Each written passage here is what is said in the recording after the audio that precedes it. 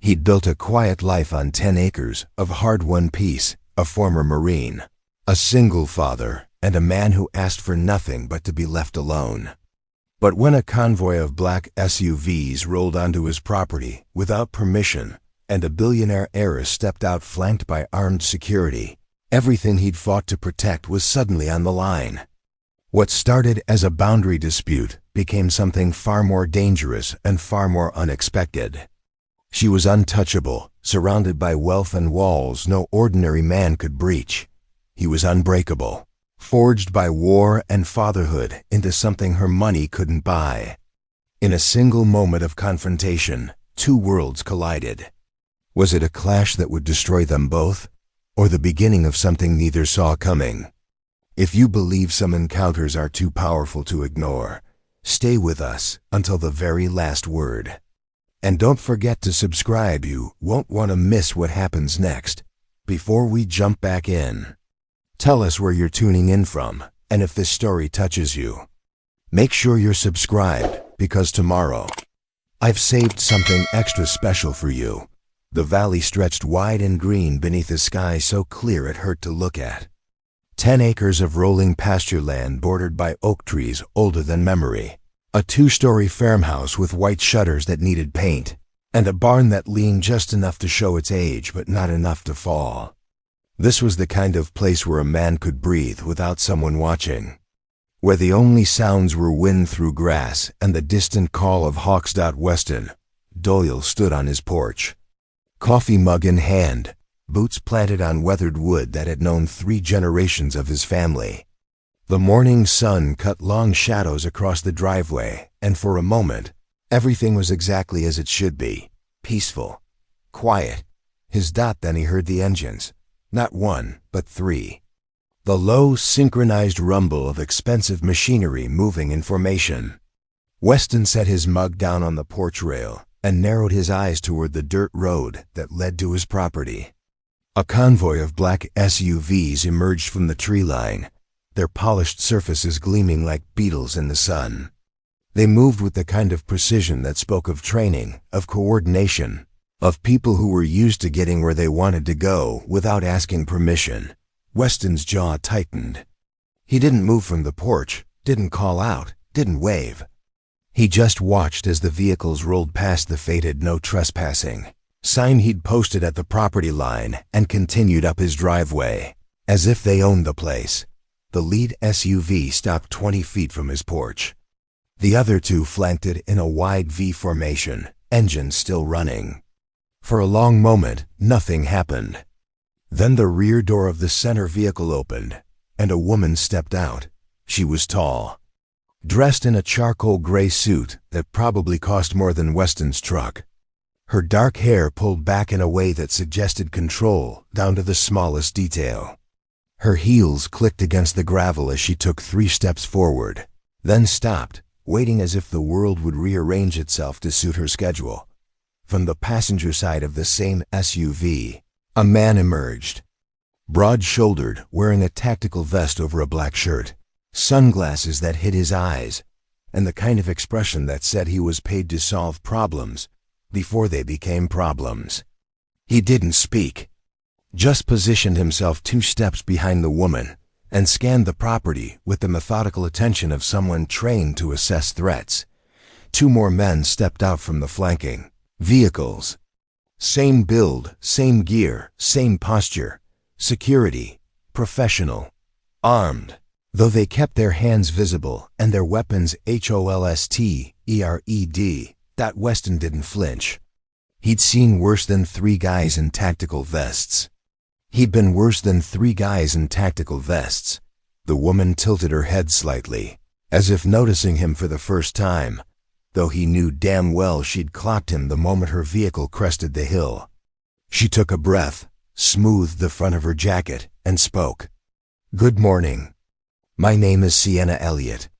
I represent Elliott Global Holdings.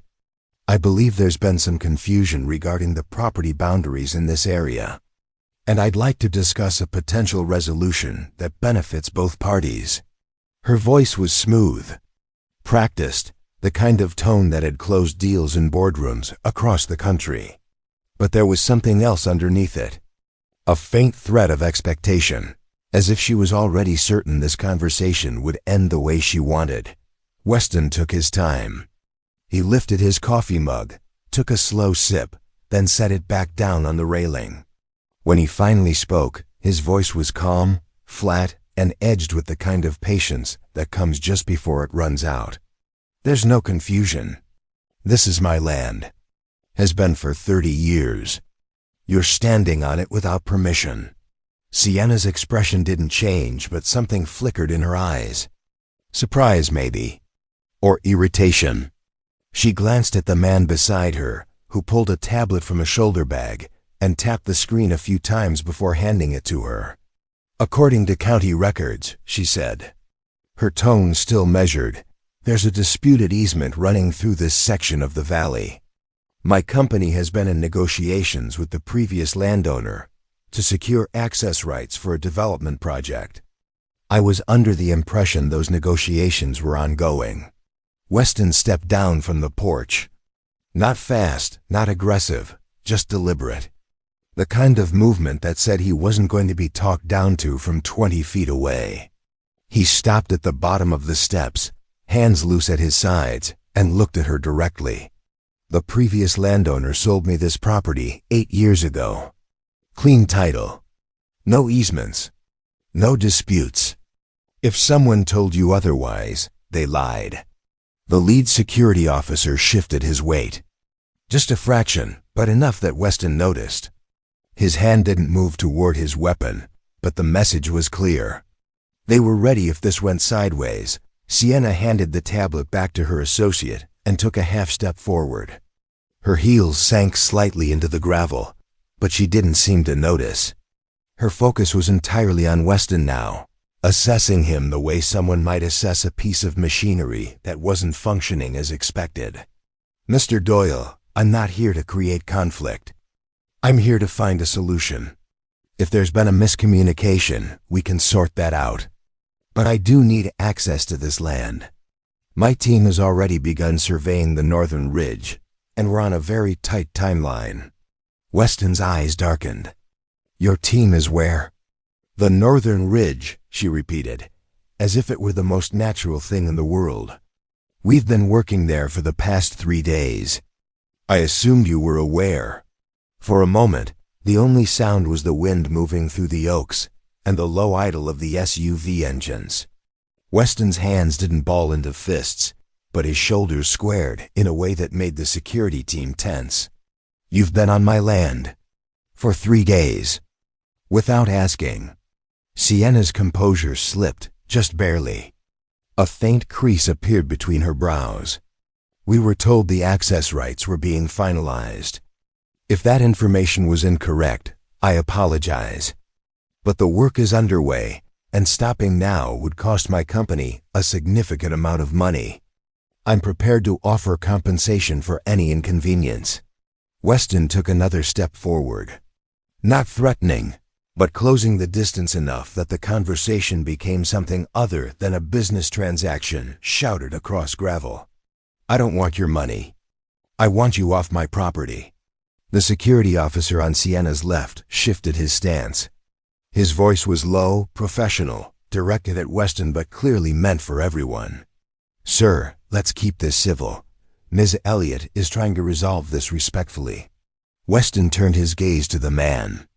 There was no heat in it, no anger. Just the kind of cold, steady focus that comes from years of making life or death decisions in the span of a heartbeat. Civil is me asking you to leave. Uncivil is what happens if you're still here in 5 minutes. Sienna raised a hand, a subtle gesture that stopped her security officer from responding. She studied Weston for a long moment, and for the first time since she'd stepped out of that SUV. Something like curiosity crossed her face. You're serious? As a heart attack. She glanced back at the vehicles, then at the ridge beyond the barn where her survey team was presumably still working. When she looked at Weston again, her expression had shifted. Less boardroom, more calculation. I'll pull my team off the ridge, today, but I'm not walking away from this project. If we can't come to an agreement, I'll pursue this through legal channels." Weston's voice didn't rise, but it didn't soften either. "You do what you need to do.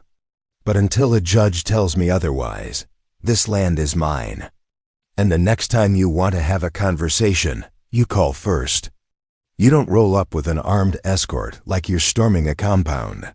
For a beat, neither of them moved. The space between them held all the tension of two people who had lived very different lives suddenly forced to occupy the same moment.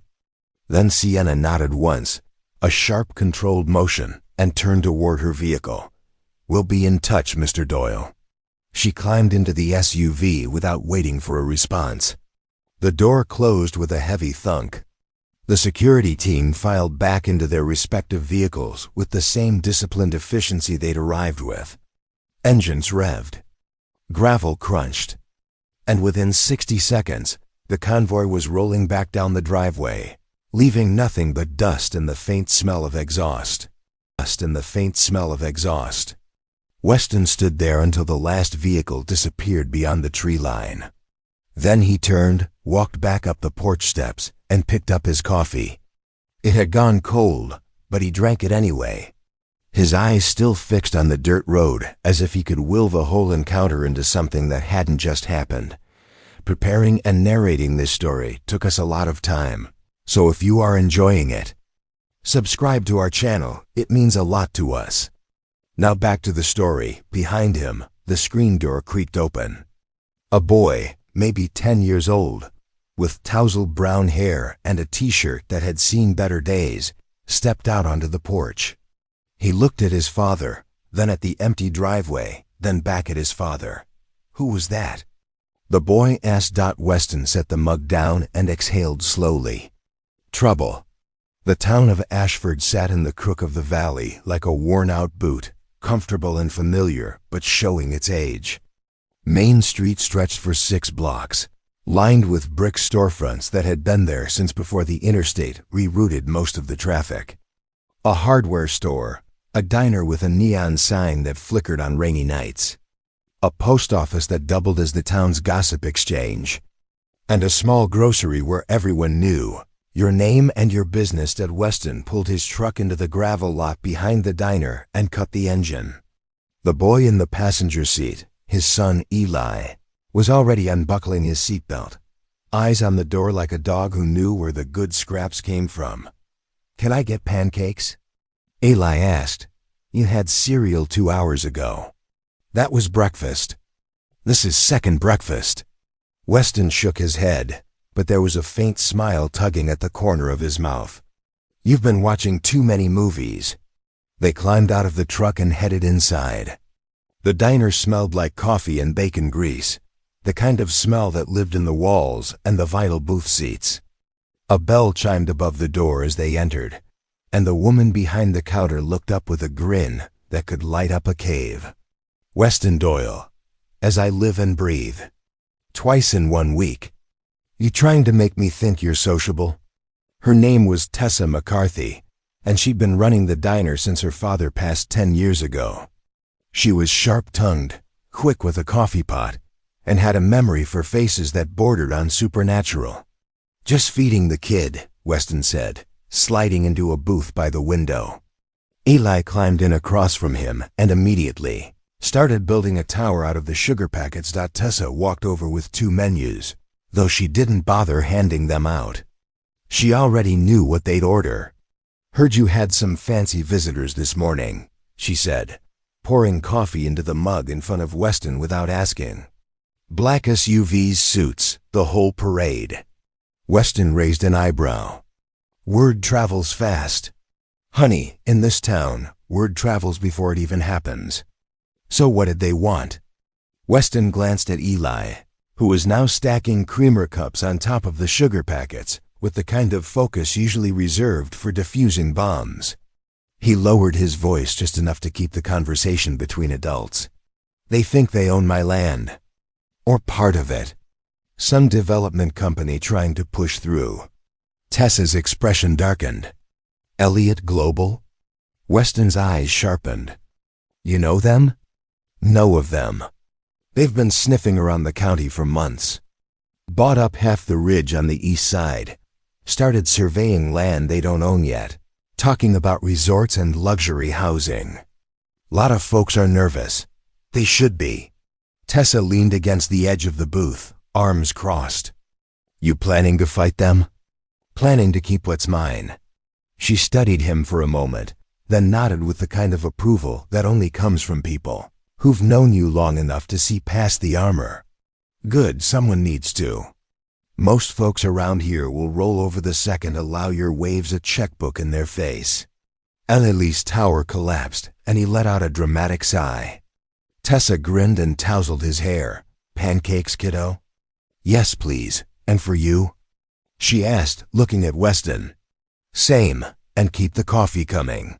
Tessa walked back toward the kitchen, and Weston turned his gaze out the window. The street was quiet, just a few cars parked in front of the hardware store. An old man sweeping the sidewalk in front of the post office. Normal, ordinary, the kind of place where people still waved at each other and remembered when your birthday was.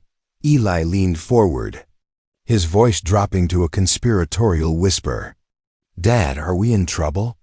Weston looked at his son.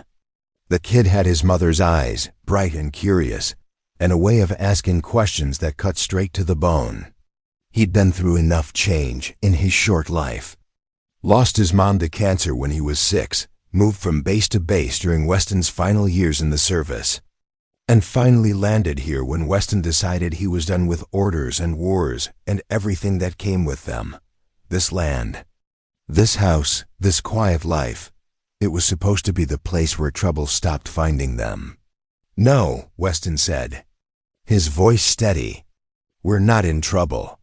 But some people think they can take what isn't theirs. And we're not going to let them. Eli nodded, satisfied with that answer in the way kids are when they trust the person giving it. Across town, in a hotel suite that cost more per night than most people in Ashford made in a week, Sienna Elliott stood in front of a wall of windows overlooking the valley. Her reflection stared back at her, sharp and composed, but her mind was elsewhere. The meeting with Weston Doyle had not gone the way she'd planned. She was used to negotiations, used to people who postured and demanded, but ultimately folded when the numbers got big enough. Weston hadn't postured. He hadn't demanded. He'd simply said no, and meant it. Behind her, a woman in her mid-50s sat at the suite's dining table, laptop open, fingers moving across the keyboard with the kind of speed that suggested she'd been doing this for decades. Her name was Kendall Harper, and she was Sienna's chief of operations. If Sienna was the face of Elliott Global, Kendall was the engine. Legal says the easement claim is shaky at best, Kendall said without looking up. The previous owner never signed the final documents. It was all verbal, and verbal doesn't hold up in court. Not in this county anyway.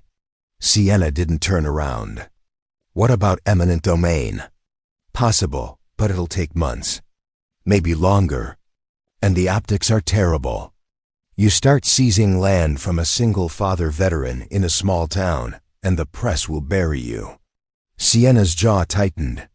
She'd built her company by being smarter, faster, and more ruthless than everyone else in the room. But she'd also built it by knowing when to pivot, when to adapt, and when to recognize that brute force wasn't the only tool in the box. Then we go a different route, she said. Find out everything about Weston Doyle, his finances, his history, his vulnerabilities. There's always leverage. We just have to find it. Kendall's fingers paused on the keyboard. You sure you want to do this? Guy seemed pretty dug in. Sienna turned, her expression cool and unreadable. I didn't get where I am by walking away the first time someone said no. Kendall resumed typing, and Sienna returned her gaze to the window. Somewhere out there, on 10 acres of land she needed to make her project work, was a man who'd looked her in the eye and told her to leave. No negotiation. No compromise. Just a line in the dirt and the quiet certainty that he'd defend it. Most men she dealt with wanted something. Money, status, recognition. She could work with want. But Weston Doyle didn't want anything from her. And that made him dangerous in a way she hadn't anticipated. Her phone buzzed. A text from her head of security. Survey team pulled off the ridge. No incidents. Awaiting further instructions, she typed back a single word. Standby. Outside, the sun dipped lower, casting long shadows across the valley. And in the space between two worlds, one built on wealth and power, the other on soil and stubbornness, a line had been drawn. Neither side knew yet how deep it would cut, or what it would cost to hold. The law office of Brennan and Associates sat on the second floor of a brick building that had once been a bank. The original vault door still stood in the back hallway, now used to store old case files and forgotten wills. The waiting room smelled like coffee and old paper. And the chairs were the kind that made you sit up straight, whether you wanted to or not. Weston sat in one of those chairs. Hat in his hands, boots leaving faint dust marks on the worn carpet. Across from him, behind a desk cluttered with folders and a computer that looked older than Eli, sat Roland Brennan, the only attorney in Ashford who didn't work for the county or the bank. Roland was in his 60s. Gray-haired, with glasses that slid down his nose every time he leaned forward to read something. He'd handled Weston's property purchase 8 years ago. And he'd done it with the kind of thoroughness that made you trust him even when the news wasn't good. Right now, the news wasn't good. They're not bluffing, Roland said, tapping a stack of papers on his desk. Elliott Global filed a formal claim with the county yesterday. They're arguing that the previous landowner entered into a verbal agreement granting them access rights to the northern section of your property. They've got affidavits, survey maps, even a few emails that suggest negotiations were ongoing. Weston's expression didn't change, but his knuckles went white around the brim of his hat. Verbal agreements don't mean anything. Verbal agreements don't mean anything. In most cases, you'd be right. But they're not just claiming a verbal agreement. They're claiming it was part of a larger transaction that was interrupted when the previous owner passed away. They're arguing that the intent was clear and that you inherited not just the land, but the obligations attached to it. That's garbage. It is, Roland agreed. But it's expensive garbage. They've got a legal team that could tie this up in court for years. And even if you win, you'll spend a fortune getting there. Weston set his hat on his knee and exhaled slowly. So what are my options? Roland leaned back in his chair, the springs creaking under his weight. Option 1, you fight it. We file a counterclaim, argue that there was no binding agreement, and force them to prove their case in court. It'll cost you, but you've got a strong position. Clean title, no recorded easements, and a seller who never signed anything. And option 2? You negotiate. Let them have limited access to the ridge in exchange for compensation. It's not ideal, but it keeps you out of court and puts money in your pocket. Weston's jaw tightened. I'm not selling pieces of my land to people who think they can just take what they want. Roland nodded as if he'd expected that answer. Then we fight. But I need you to understand what that means. Elliott Global has deep pockets and a reputation for grinding people down. They'll drag this out, file motion after motion, and make it as painful as possible. You need to be ready for that. Weston stood, picking up his hat and settling it back on his head. I've been through worse than a legal fight, Roland. Just tell me what you need from me. Documentation. Anything you've got on the original sale. Communication with the previous owner. Records of improvements you've made to the land. The more we can show that you've been the sole owner and operator of this property, the stronger our case. I'll get it to you. Roland stood as well, extending his hand.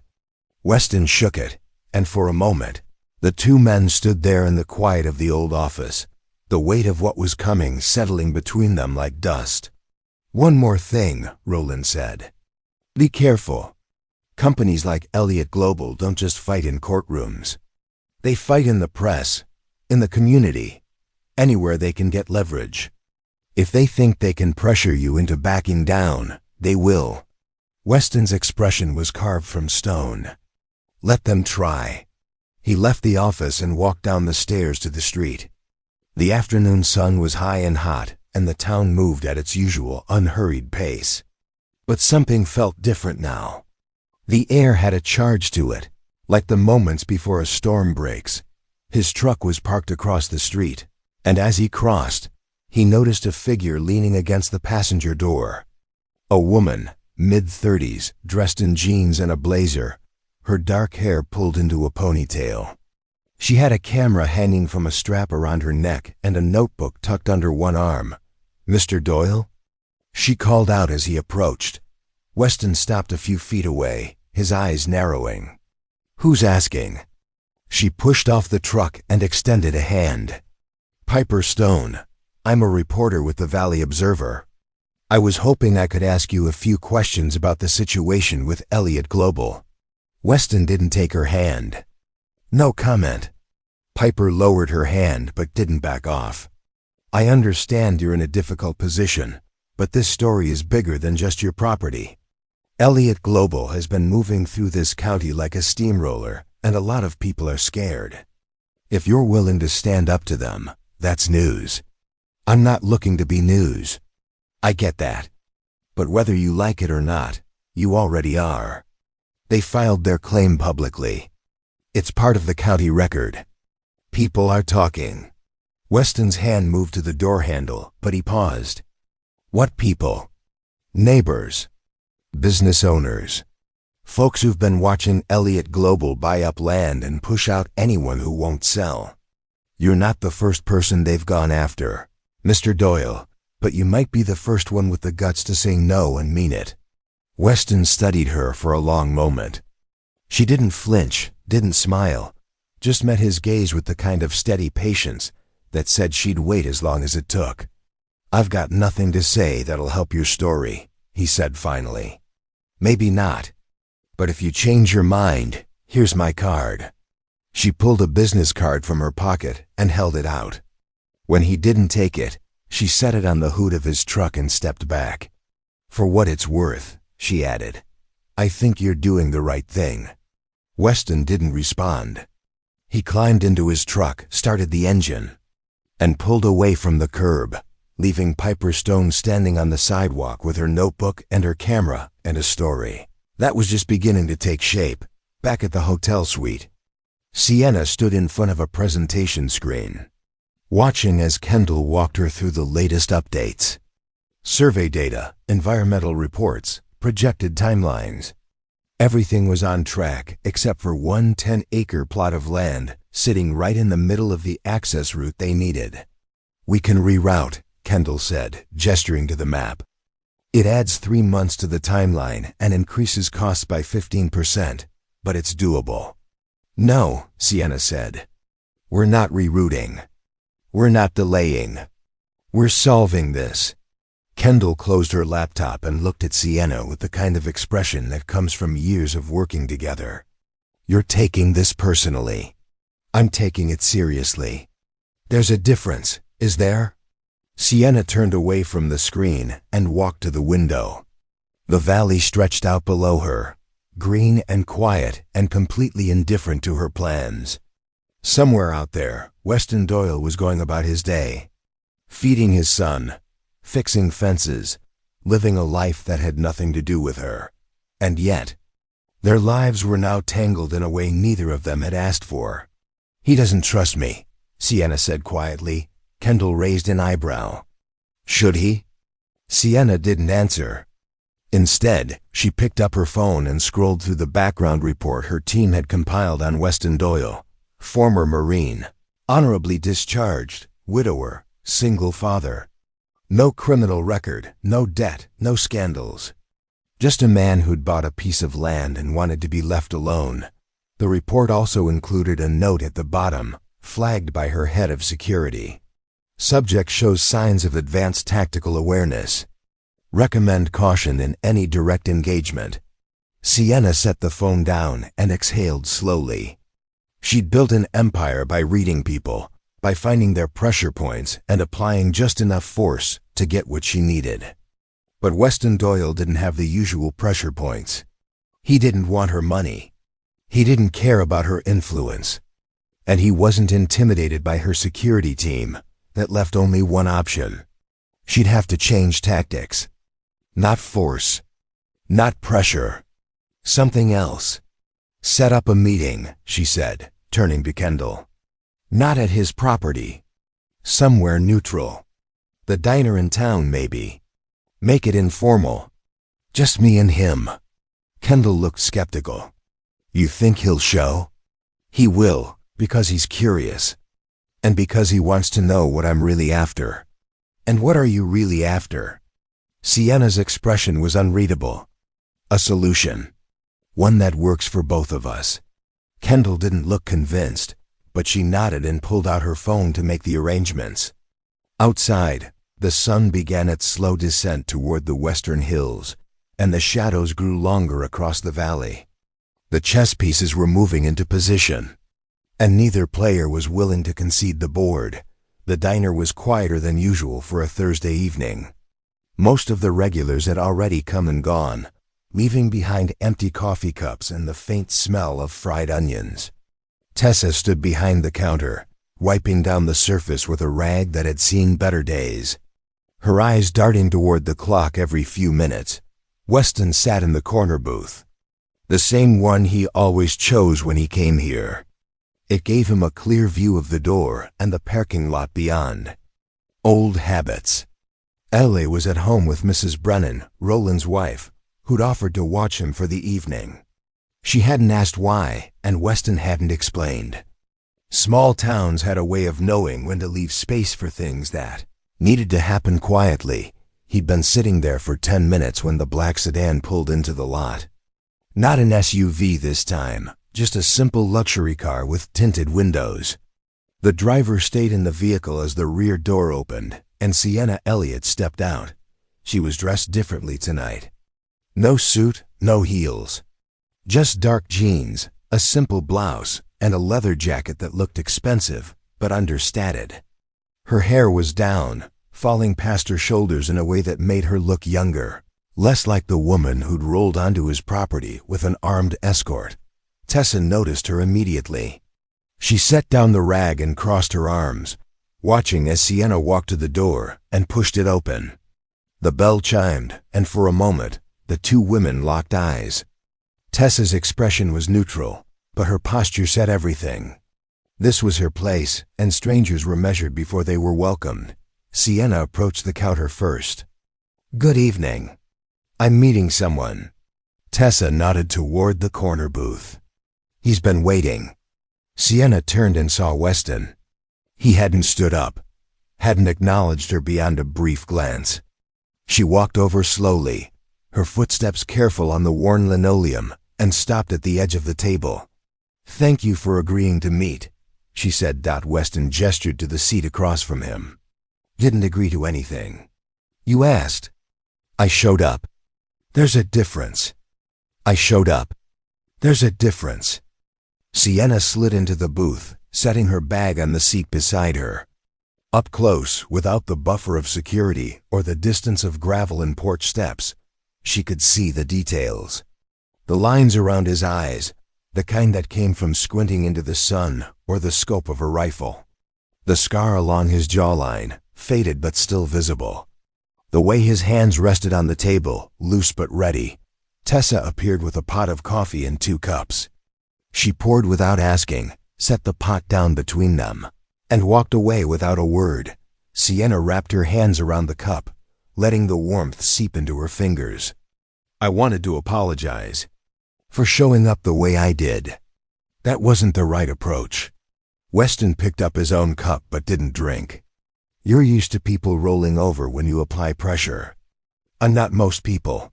I'm starting to understand that. For a moment, neither of them spoke. The silence stretched, but it wasn't uncomfortable. It was the kind of silence that happens when two people are trying to figure out how much truth they can afford to tell. Why do you need my land? Weston asked finally. Sienna set her cup down and met his gaze. The Northern Ridge is the access point for a development project I've been working on for 2 years. A sustainable resort community. High-end, but environmentally responsible. It's designed to bring jobs, tourism, and revenue to this area without destroying what makes it valuable in the first place. Sounds nice on paper. It is nice. And it's real. I've already invested millions.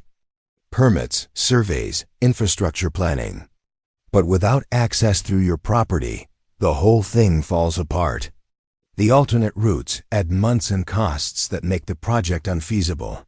Weston leaned back, his expression unreadable. So you need me more than I need you? Sienna hesitated, then nodded. Yes. It was the first time she'd admitted it out loud, and the weight of the words settled between them like a stone dropped into still water. Then why should I help you? Weston asked. Not hostile, just direct. Because I'm willing to pay you more than the land is worth. Because the project will benefit this community. And because I think, despite what you might believe, we're not enemies. We just want different things. Weston studied her, his eyes sharp and assessing. You don't know what I want? Then tell me. He was quiet for a long moment, his fingers tracing the rim of his coffee cup. When he spoke, his voice was low but steady. I want to raise my son somewhere he can grow up without looking over his shoulder. I want him to know what it feels like to own something that can't be taken away by someone with more money or more lawyers. I want peace. And your project, no matter how pretty you paint it, threatens that. Sienna absorbed the words, feeling the weight of them in a way she hadn't expected. She'd heard 1,000 pitches, 1,000 justifications, 1,000 reasons why people wanted what they wanted. But there was something different in the way Weston spoke.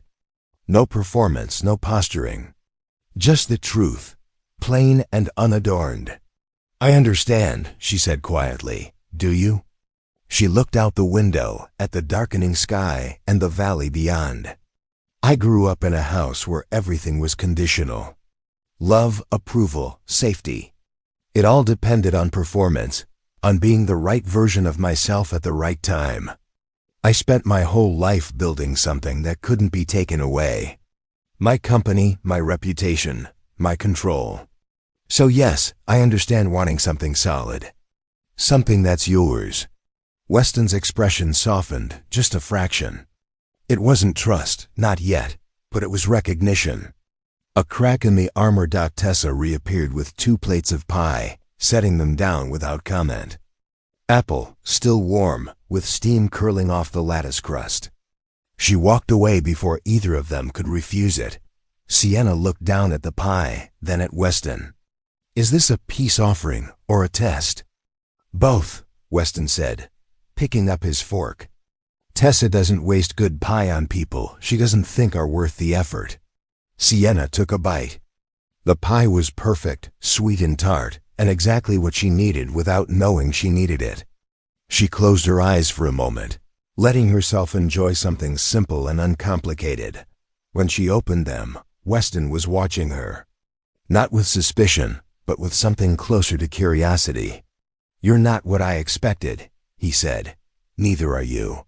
They ate in silence for a while.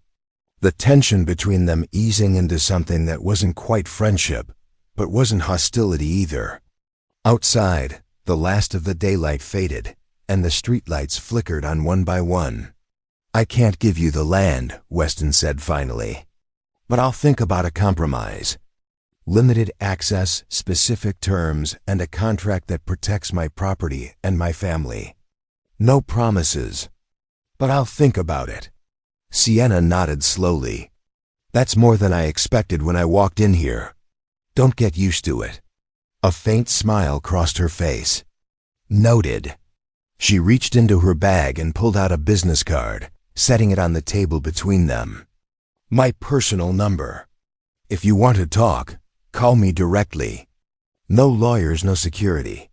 Just us. Weston picked up the card, turning it over in his fingers before tucking it into his shirt pocket. I'll be in touch. Sienna stood, leaving a $20 bill on the table, even though the pie hadn't been on any menu. Weston didn't stop her. She walked to the door, paused, and looked back. Thank you for hearing me out." Weston raised his coffee cup in a silent acknowledgement, and she stepped out into the night. The sedan pulled away, taillights disappearing down the road. And Weston sat alone in the booth, staring at the half-eaten pie and wondering what he'd just agreed to consider. Tessa came over and refilled his coffee. "She's trouble, I know, but not the kind you expected." Weston looked up at her. "No, not the kind I expected." Tessa smiled, just a little. "Good. You've been alone long enough, Weston. Maybe it's time you remembered what it's like to let someone in, even if it's complicated." Weston didn't answer. He just drank his coffee and watched the empty road, knowing that whatever happened next, things had already started to change. 3 days after the meeting at the diner, a late-season storm rolled into the valley without warning. The sky turned the color of old bruises, and the wind picked up with enough force to rattle windows and send loose branches skittering across the road. By mid-afternoon, the rain came in sheets, heavy and relentless, turning the dirt roads into rivers of mud. Weston was in the barn when he heard the first crack of thunder. Ayla was inside the house, supposedly doing homework but more likely building something elaborate out of blocks. The horses were restless, stamping and snorting in their stalls, and Weston moved among them with calm efficiency, checking latches and water troughs. That's when he heard the car, not the roar of an engine racing up the driveway, but the strained whine of a vehicle struggling against mud and gravity. He walked to the barn door and looked out into the rain. A sedan, sleek and expensive and completely wrong for these conditions, was stuck halfway up the drive, its wheels spinning uselessly in the deep ruts. Weston grabbed his jacket and hat, pulling both on as he stepped into the downpour. The rain hit him like a slap, cold and hard, soaking through his clothes in seconds. He jogged toward the car, boots sinking into the mud with every step. The driver's door opened, and Sienna Elliott climbed out, her business casual outfit already drenched, her hair plastered to her face. She looked at the stuck car, then at Weston, and for the first time since he'd met her, she looked completely out of her element. "I didn't think the rain would be this bad," she said, raising her voice over the storm. "You're not from around here," Weston said flatly. "This is what rain looks like." He moved to the front of the car, crouching to inspect the wheels. They were buried deep, the undercarriage resting on a ridge of mud. It wasn't going anywhere without help. "Come on," he said, straightening. "You can't stay out here." Sienna hesitated, glancing back at the car as if leaving it felt like abandoning ship. But another crack of thunder decided for her, and she followed Weston as he led the way toward the house. They reached the porch just as the rain intensified, drumming against the roof like 1,000 impatient fingers. Weston pushed the door open and stepped inside, water dripping off him in streams. Sienna followed, shivering despite herself. Eli appeared in the hallway, eyes wide. "Dad, there's a lady." "I noticed," Weston said. "Eli, go grab some towels from the bathroom, and maybe one of those old blankets from the closet." Eli ran off, his footsteps echoing through the house. Weston turned to Sienna, who stood awkwardly in the entryway, dripping onto the worn hardwood floor. "Why are you here?" he asked, not unkindly, but with genuine confusion. Sienna wiped the rain from her face. "I wanted to bring you something. A proposal. Terms for the access agreement. I thought if I delivered it in person, it might carry more weight than an email. In the middle of a storm. I didn't check the weather." Despite himself, Weston almost smiled. Clearly. Eli returned with an armful of towels and a thick quilt that had seen better days. Weston handed a towel to Sienna, who accepted it gratefully and began drying her face and hair. The warmth of the house was already starting to seep into her bones, chasing away the chill. "You should get out of those wet clothes," Weston said. "I'll find you something dry." Sienna looked down at herself. Her blouse was see-through now, clinging to her skin, and her jeans were caked with mud. She nodded, too cold and too tired to argue. too cold and too tired to argue. Weston disappeared into a bedroom and returned a moment later with a flannel shirt and a pair of sweatpants. "They'll be big, but they're dry. Thank you." He pointed her toward the bathroom, and she vanished down the hall. Weston stood in the kitchen, peeling off his own wet jacket and hanging on a hook by the door. Ailey watched him with the kind of curious intensity that only kids can manage. "Is she staying for dinner?" Eli asked. "Looks like it. Are we having the good mac and cheese or the regular kind?" Weston ruffled his son's hair. "We'll make it the good kind." 20 minutes later, Sienna emerged from the bathroom wearing Weston's clothes. The sleeves of the flannel rolled up 3 times and the sweatpants cinched tight at the waist. Her hair was still damp, but she'd pulled it back into a loose braid. She looked smaller somehow, less like a billionaire and more like someone who'd just walked through a storm and survived. Weston was at the stove, stirring a pot of something that smelled rich and savory. Eli sat at the kitchen table, coloring in a notebook with the focused determination of an artist. "Hope you like chili," Weston said without turning around. "I do," Sienna said, though she couldn't remember the last time she'd eaten anything that hadn't been catered or delivered. She sat down across from Eli, who looked up from his coloring and studied her with the unflinching honesty of a child. "You're the lady who wants Dad's land," Eli said. Sienna blinked. "I am. Are you a bad guy?" "Eli," Weston said, a warning in his voice. "It's okay," Sienna said. She looked at Eli, considering the question seriously. "I don't think I'm a bad guy. But I think your dad and I want different things, and that makes it complicated." Eli nodded as if this made perfect sense. "Dad says complicated is just another word for hard work." Sienna glanced at Weston, who shrugged. Kids got good instincts. They ate together at the small kitchen table, bowls of chili steaming in front of them, cornbread on the side.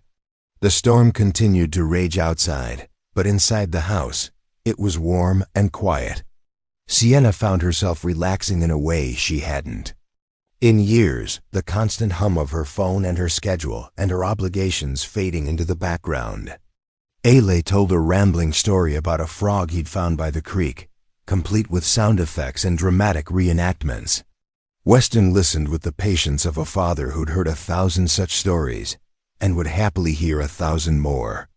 And Sienna, despite herself, laughed. After dinner, Eli was sent to bed with only minimal protest. Weston and Sienna moved to the living room, where a fire crackled in the old stone fireplace. Sienna sat on the couch, the quilt draped over her shoulders, and Weston settled into an armchair across from her.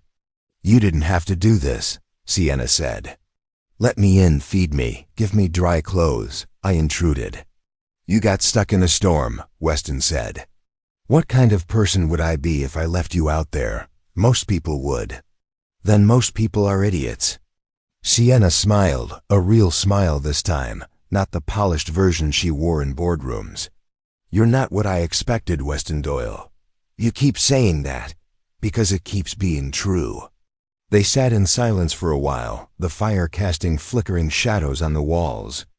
Outside, the storm began to ease, the rain softening from a roar to a steady patter. "I brought the proposal," Sienna said, reaching for her bag, which Weston had brought in from the car. She pulled out a folder, slightly damp but still intact, and handed it to him. Weston opened it and scanned the first page. Access rights limited to a specific route, duration capped at 18 months, financial compensation, liability protections, and a clause that required all work to be approved by him in advance. "This is fair," he said, looking up at her. "I'm not trying to take advantage of you. I'm trying to find a solution." Weston set the folder down on the coffee table. "I'll read through it properly. Talk to my lawyer. But yeah, this looks like something I can work with." Sienna exhaled, relief washing over her. "Thank you." "Don't thank me yet. I haven't signed anything." "Still, this is more than I hoped for." The fire popped, sending a spray of sparks up the chimney. Sienna pulled the quilt tighter around her. shoulders, and for a moment, she looked almost vulnerable. "Can I ask you something?" Weston said. "Sure. Why does this project matter so much to you? You've got money, success, everything most people dream of. Why fight this hard for a resort in the middle of nowhere?" Sienna was quiet for a long time, her eyes on the fire. When she finally spoke, her voice was softer than he'd ever heard it. "Because I want to build something that lasts. Something that isn't just about profit or power. My father built an empire, but it was hollow. All transactions, no heart. When he died, I inherited it, and I've spent 10 years trying to turn it into something real. This project, this valley, it's my chance to prove that you can do good business and good work at the same time." Weston nodded slowly. "That's a better answer than I expected." "You keep saying that too." They talked late into the night, the conversation drifting from business to family, to the kinds of stories people tell when the walls come down. Weston told her about his time in the service, the things he'd seen and the reasons he'd walked away. Sienna told him about growing up in a world where everything had a price tag, even love. By the time the storm passed and the stars began to poke through the clouds, something had shifted between them. Not friendship, not yet, but the beginning of understanding. A recognition that maybe, just maybe, they were more alike than either had wanted to admit. The morning after the storm, the valley looked scrubbed clean. Sunlight poured through the trees, and the air smelled like wet earth and fresh grass. Weston stood on his porch with a cup of coffee, watching as a tow truck pulled Sienna's sedan out of the mud. She stood nearby, back in her own clothes, which had dried overnight by the fire. "I'll send someone to fix the ruts in your driveway," she said as the sedan was loaded onto the flatbed. "Don't worry about it," Weston said. "Rain does that every year. I'll smooth it out." She turned to face him, and for a moment, neither of them spoke. The easy intimacy of the night before still lingered, but the daylight brought reality back with it. "I meant what I said," Sienna said, "about the proposal. I'll wait for your answer." "I'll call you," Weston said. She nodded, climbed into the tow truck's passenger seat, and disappeared down the driveway. Weston watched until she was out of sight, then turned back to the house where Eli was already awake and demanding pancakes. 2 days later, everything changed. Weston was in town picking up supplies when he ran into Piper Stone, the reporter, outside the hardware store. She had her notebook out and a look on her face that made his stomach tighten. "Mr. Doyle, do you have a minute?" "Not really. I think you'll want to hear this." She pulled out her phone and showed him a photograph. It was grainy, taken from a distance, but clear enough. Weston and Sienna sitting together in the diner, leaning close over the table, the body language intimate. "Where did you get this?" Weston asked, his voice hard. "It's been making the rounds online. Someone posted it with a caption suggesting that you and Ms. Elliott have been, let's say, friendlier than the public realizes." Weston's jaw clenched. "That's garbage. I know. But perception is everything. There are already people saying you're being paid off, that the whole property dispute is just theater. Who's saying that?" Piper hesitated. "I can't reveal my sources, but it's coming from inside Elliott Global. Someone wants people to think this deal is corrupt." Weston handed the phone back, his mind racing. "Print what you want." "I don't care. I'm not printing anything," Piper said. "I'm giving you a heads up, because this is about to get a lot worse." She was right. By that afternoon, the photo had spread across local social media, shared and reshared with increasingly hostile commentary. Some called Weston a sellout. Others accused Sienna of using charm and manipulation to get what she wanted. The truth didn't matter. The narrative had taken on a life of its own. Weston's phone rang. It was Roland. "We've got a problem," the lawyer said. "Elliott Global just filed an amended claim. They're now alleging that you entered into a verbal agreement with Ms. Elliott during your meeting at the diner. They've got witness statements, timestamps, the whole package. That's a lie. I know it is, but they're playing dirty, Weston. This isn't about the land anymore. This is about discrediting you. Weston hung up and stared at his phone.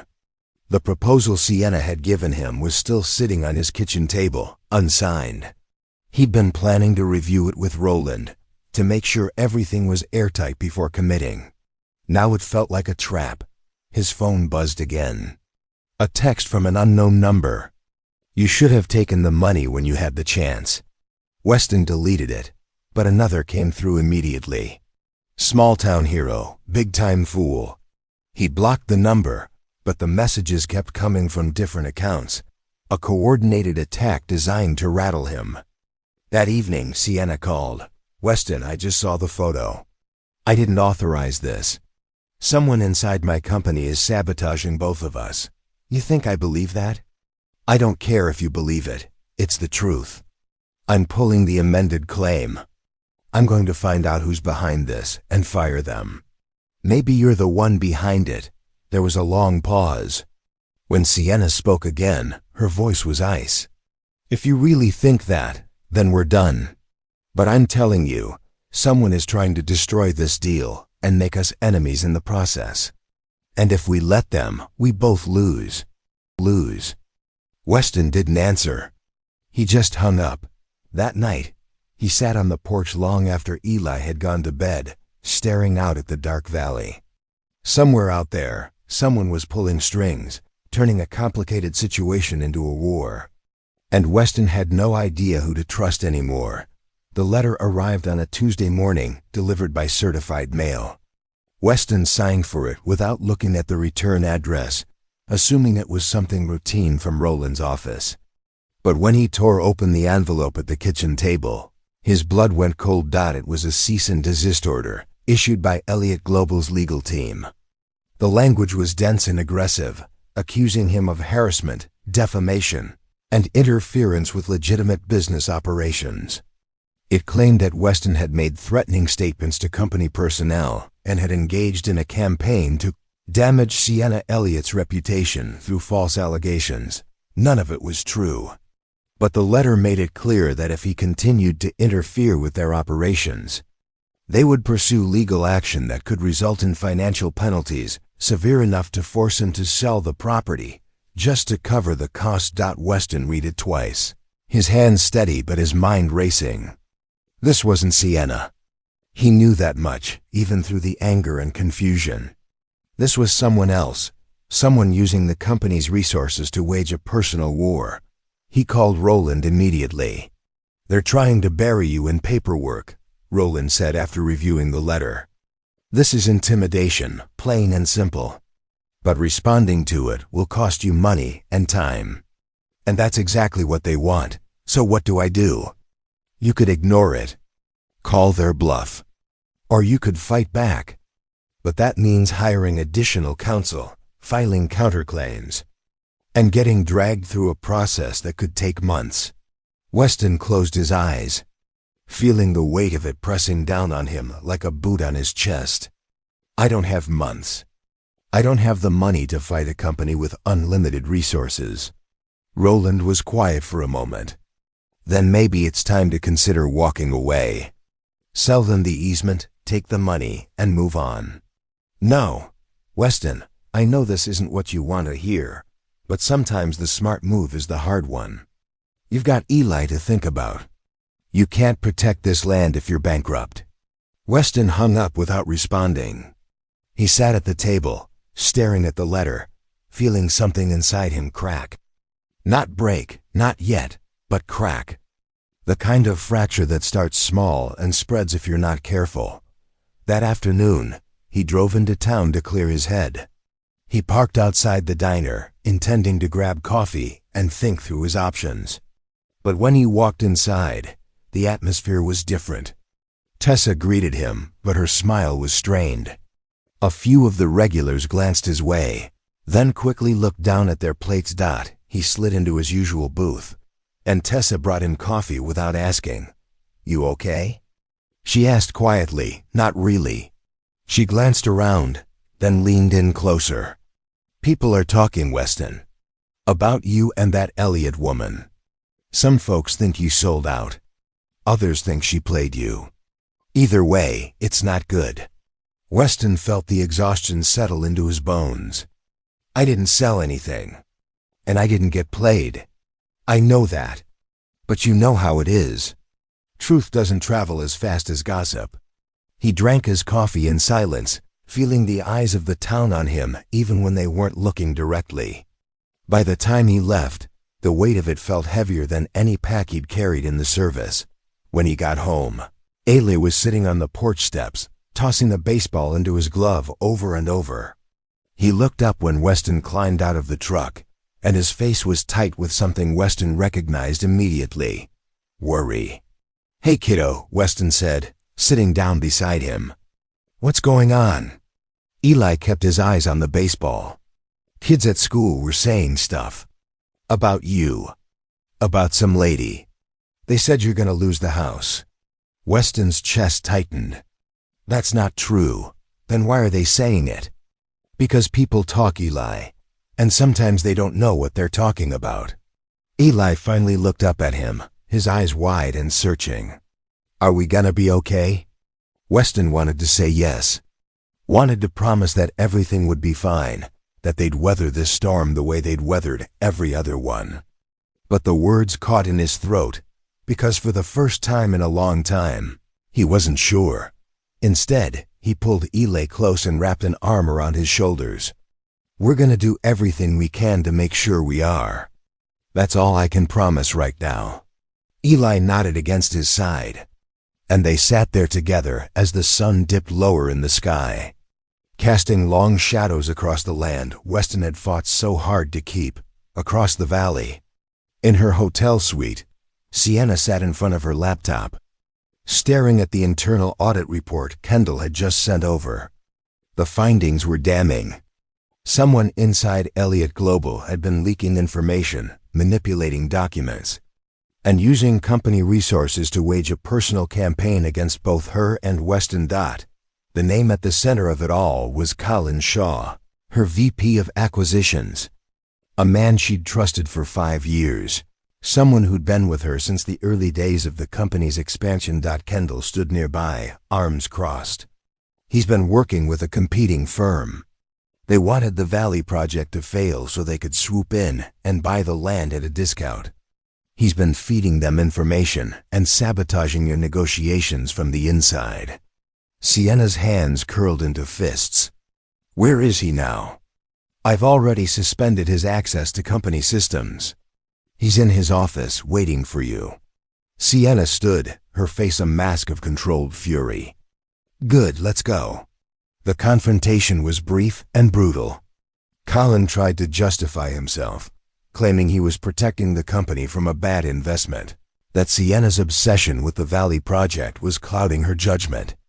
But when she showed him the evidence, the emails, the financial transfers, the coordination with outside parties, he had nothing left to say. You're fired, Sienna said, her voice cold and final. And I'm referring this to law enforcement. You didn't just betray me. You committed fraud. Colin left the building escorted by security, and Sienna returned to her suite feeling hollow. She'd won that battle, but the war with Weston felt further away than ever. She tried calling him. The phone rang 4 times, then went to voicemail. She didn't leave a message. What could she say that would make any of this better? That night, Weston stood at the edge of his property, looking out over the land as the stars began to appear. Ela was asleep inside, safe and warm, but Weston couldn't shake the feeling that everything he'd built was slipping through his fingers. He thought about Sienna, about the night of the storm when they'd sat by the fire and talked like 2 people who understood each other.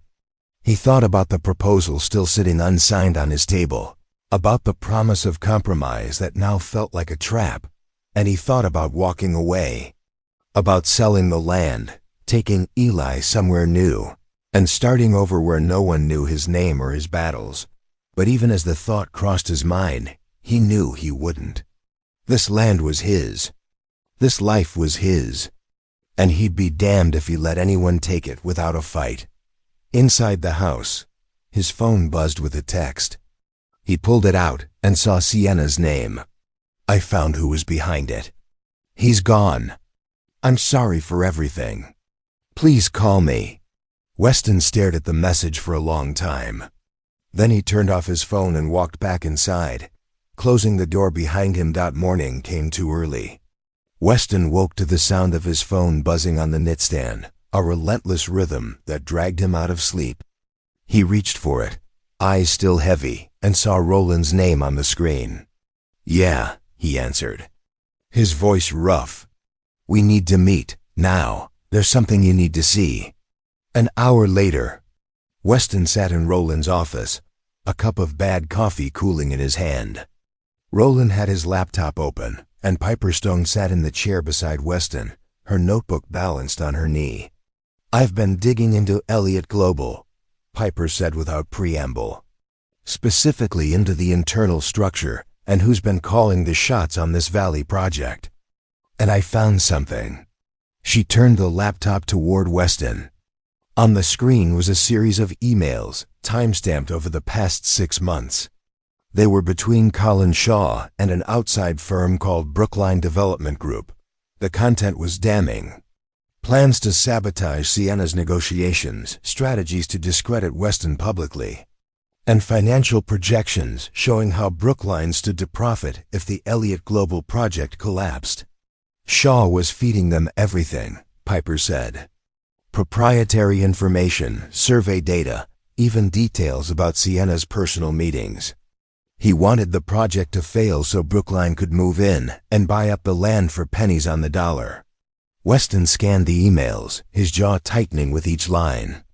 Does Sienna know about this? She fired Shaw yesterday, Roland said. But I don't think she knows the full extent of it. And there's more. He clicked to another file. This one was a background report on Colin Shaw, compiled by a private investigator Piper had hired.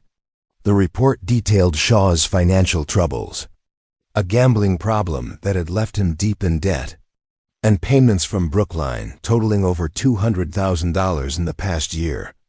He sold her out, Weston said quietly. And he tried to make you the villain in the process, Piper added. The photo at the diner, the social media campaign, even the cease and desist letter. All of it traces back to him. All of it traces back to him. Weston set the coffee cup down and leaned back in his chair, processing the information. He'd spent the past week believing that Sienna was either complicit or incompetent. Now he realized she'd been fighting the same battle he had, just from a different side. What do we do with this? He asked. We give it to her, Roland said. And we make sure Shaw and Brookline face consequences. But more importantly, we clear your name. Because right now, this town thinks you're the problem. And that needs to change. Weston nodded slowly. Set up a meeting. I'll talk to her. Piper leaned forward. And I'll run the story. But I need your permission to use your name and the details of what happened. Weston hesitated. He'd spent years avoiding attention, keeping his head down and his life private. But this was bigger than his comfort. This was about protecting his son, his land, and the truth. Do it, he said. That afternoon, Weston drove to Sienna's hotel. He didn't call ahead, didn't make an appointment. He just walked into the lobby, took the elevator to the top floor, and knocked on her door. Kendall answered, her expression wary. Mr. Doyle, I need to talk to Sienna. Kendall hesitated, then stepped aside. Sienna was standing by the window, her back to the door. She turned when she heard his voice, and for a moment, neither of them moved. I got your text, Weston said. I wasn't sure you'd respond. He crossed the room and handed her a flash drive. This is everything. Emails, financial records, proof that Shaw was working against you. Piper Stone is running the story tomorrow. I thought you should see it first. Sienna took the drive, her fingers brushing his for just a second. She walked to the desk, plugged it into her laptop, and began reading.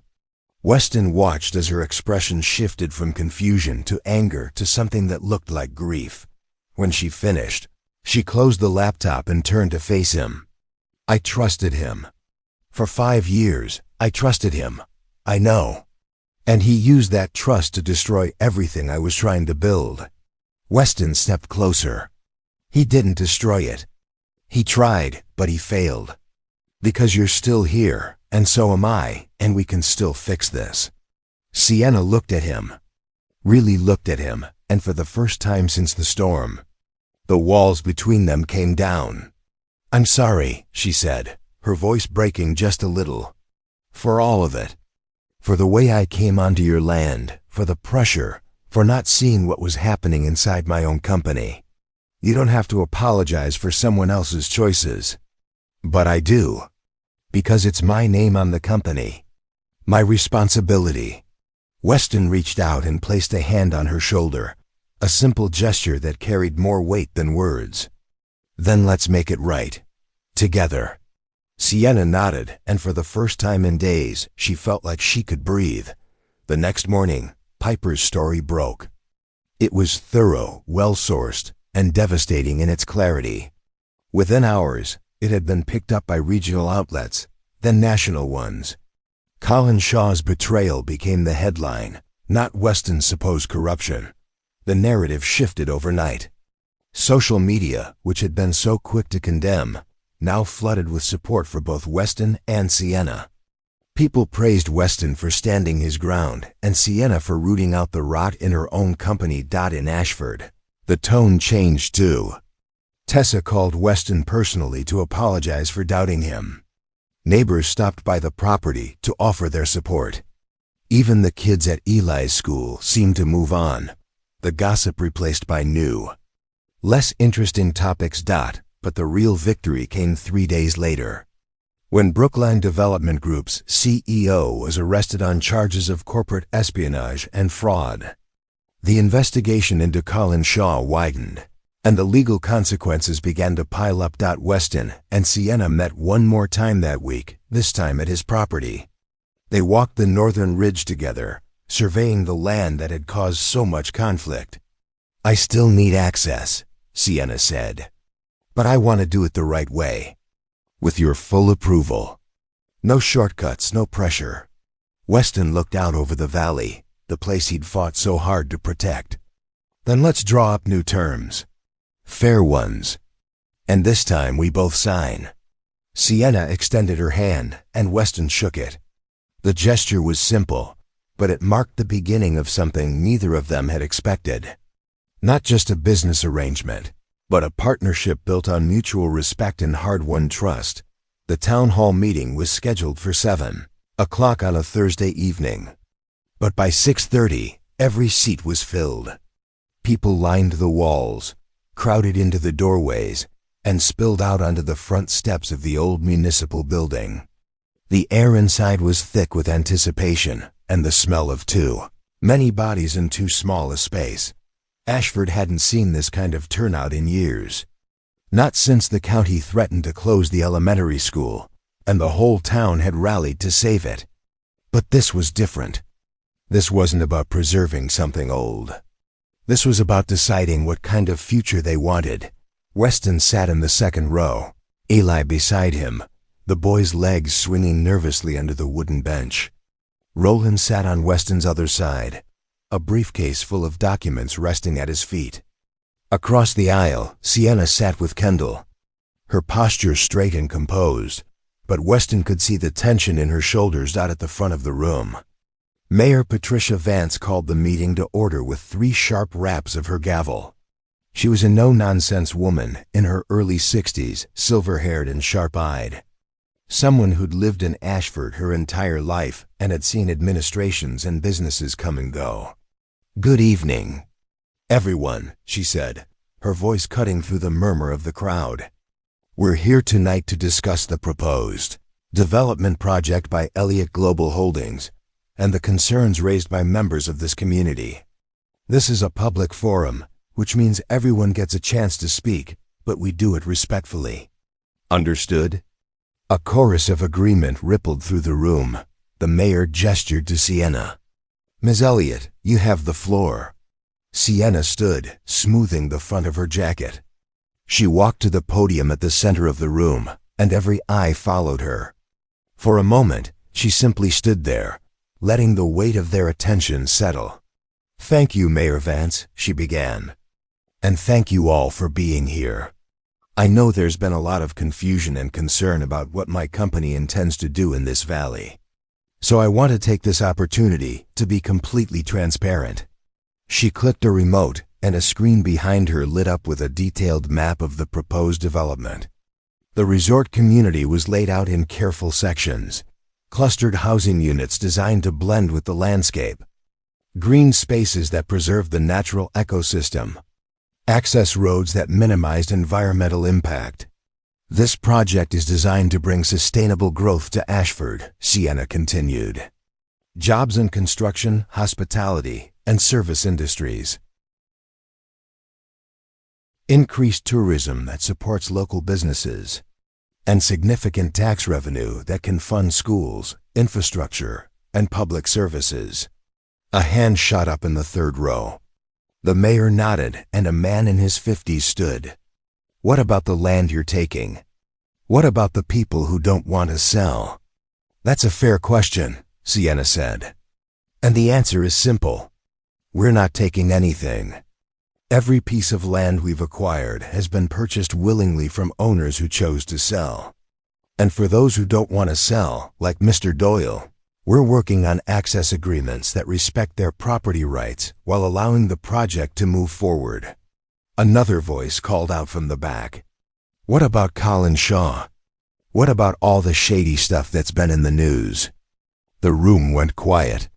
Sienna didn't flinch. "Colin Shaw was my VP of acquisitions, and he betrayed my trust in this company's values. He engaged in illegal activity to sabotage this project for his own financial gain. He's been terminated, and he's facing criminal charges. I take full responsibility for not catching it sooner, but I want to be clear. His actions do not reflect the integrity of this project or the people working on it." She paused, letting that sink in. "I also want to publicly apologize to Weston Doyle, who was targeted by Shaw's campaign of misinformation. Mr. Doyle has been nothing but principled in his defense of his property, and he deserves respect, not slander." The room shifted. People glanced at Weston, some nodding, others still skeptical. Weston kept his eyes forward, his expression neutral. The mayor gestured to Weston. "Mr. Doyle, would you like to respond?" Weston stood slowly, and the room seemed to lean forward. He walked to the podium, and Sienna stepped aside, giving him space. He looked out at the crowd, at the faces of people he'd known for years, and some he'd only seen in passing. "I'm not a public speaker," he began, his voice steady but quiet. "And I'm not here to tell you what to think. But I am here to tell you what I know." He gripped the edges of the podium. "When Elliott Global first came onto my land, I was ready to fight. Because I've spent my whole life learning that if you don't stand your ground, someone will take it from you. And I wasn't going to let that happen to me or my son." He glanced at Eli, who was watching him with wide, serious eyes. "But over the past few weeks, I've learned something else. I've learned that not everyone who walks onto your land is trying to take it. Sometimes they're just trying to find a path forward. And sometimes, if you're willing to listen, you can find one together." He turned to look at Sienna. "Ms. Elliott and I didn't start off on the right foot. But she's proven to me that she's not here to destroy this valley. She's here to build something that can benefit all of us if we let it. A murmur ran through the crowd. Weston continued. "I'm signing an access agreement with Elliott Global. It's limited, it's specific, and it protects my property and my rights. But it also allows this project to move forward. Because I believe this town deserves a future that's more than just surviving. We deserve a chance to grow." He stepped back from the podium, and for a moment, the room was silent. Then someone in the back started clapping. Slowly, others joined in, until the applause filled the hall. The mayor banged her gavel again, calling for order. Thank you, Mr. Doyle. Now we'll open the floor for questions and comments. For the next hour, people spoke. Some voiced concerns about traffic, about environmental impact, about whether the jobs would really go to locals or be filled by outsiders. Sienna answered every question with patience and detail, pulling up data, showing projections, making commitments in writing. Kendall took notes, documenting every promise, every concern, every suggestion. This wasn't just a public relations exercise. It was a binding conversation, the kind that would shape the project going forward. When the meeting finally ended, people lingered, clustering in small groups to continue the discussion. Weston made his way through the crowd, shaking hands, accepting claps on the shoulder, fielding questions from neighbors who wanted to know more about the agreement he'd signed. Sienna found him near the exit, Eli half asleep on his feet beside him. "Thank you," she said quietly, "for what you said in there. I meant it. I know. That's why it mattered." Weston shifted Eli's weight, the boy leaning heavily against his side. "This isn't the end, you know. People are still going to be watching, still going to be judging." "I know," Sienna said. "But we gave them a reason to believe. And that's a start." Weston nodded. "It is." They stood there for a moment, the noise of the hall fading around them. Two people who'd started as adversaries and had somehow found their way to the same side. Outside, the night air was cool and clear.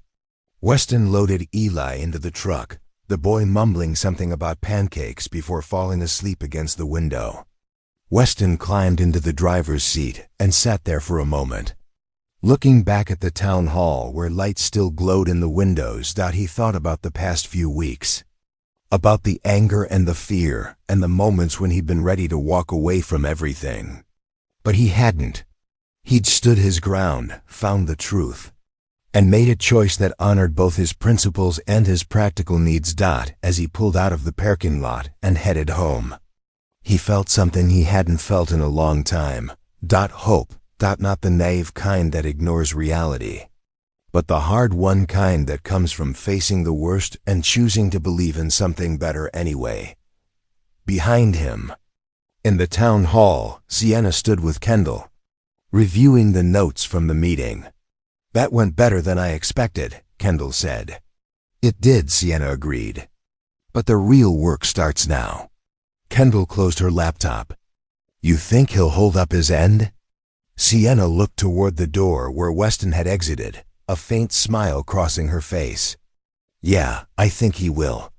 And for the first time since this whole battle began, she believed they might actually pull this off. Not through force or manipulation, but through the kind of partnership that's built on respect, honesty, and the willingness to see each other as people instead of obstacles.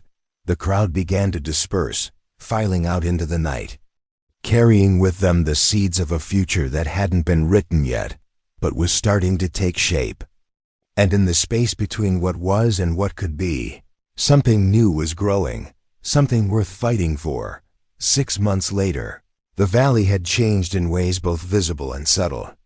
The construction on the northern ridge had begun, carefully managed and monitored by a team that included local workers and environmental specialists. The access road cut through Weston's property followed the exact path outlined in the agreement, marked by stone pillars that Sienna had insisted on installing, each one engraved with a simple phrase, "Built with respect."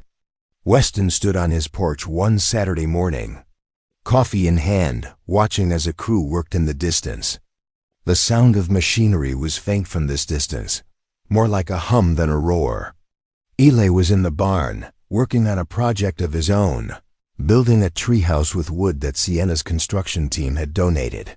A car pulled up the driveway, and Weston recognized it immediately. Sienna's sedan, the same one that had gotten stuck in the mud all those months ago. She'd kept it, claiming it reminded her of the night everything started to change. She stepped out, dressed casually in jeans and a light sweater, her hair pulled back in a ponytail. She carried a basket in one hand and waved with the other. "Morning," she called as she approached the porch. "Morning," Weston replied, setting his mug on the railing. "What brings you out here?" "Thought I'd bring breakfast. Tessa packed enough food for an army, and I figured you and Eli could help me make a dent in it." She climbed the steps and set the basket down. Inside were fresh pastries, fruit, and what looked like Tessa's famous cinnamon rolls.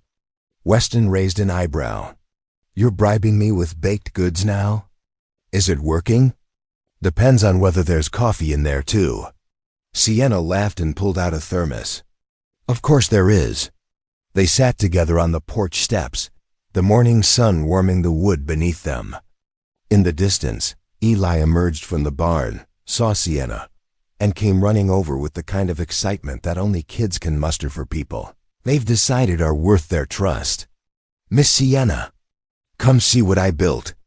Sienna set down her coffee and stood, letting Eli pull her by the hand toward the barn. Weston followed, a smile tugging at the corner of his mouth as he watched his son chatter excitedly about measurements and angles, and how he'd figured out the best way to anchor the platform dot inside the barn.